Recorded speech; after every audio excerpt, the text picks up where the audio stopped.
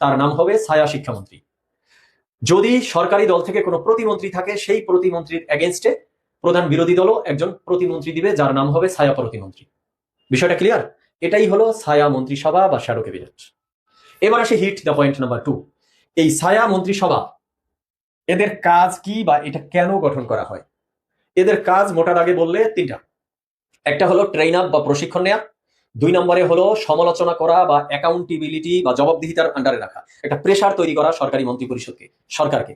আর 3 নম্বরে হলো সরকারের পাশাপাশি প্রধান বিরোধী দলও জনগণের পক্ষে বিকল্প প্রস্তাব হিসাবে বিভিন্ন প্রস্তাবনা উপস্থাপন করে। একটু বিস্তারিত বোঝার চেষ্টা করি। যেমন একজন স্বরাষ্ট্রমন্ত্রী, তার কি কি দায়িত্ব, তাকে কি কি দায়িত্ব নিতে হয়, তাকে কি কি কাজ করতে হয়, এই বিষয়টা প্রধান বিরোধী দল আগে থেকেই একজন ব্যক্তিকে দ্বারা ট্রেন আপ করাতে চায়, শিখাতে চায়, যে তোমাকে ছায়া স্বরাষ্ট্রমন্ত্রী বানানো হলো, দায়িত্ব দেওয়া হলো, তুমি মেইন স্বরাষ্ট্রমন্ত্রীকে সব সময় ফলো করবা, তিনি কি করছেন, তার কি কি দায়িত্ব, সেগুলো তুমি শিখে নাও।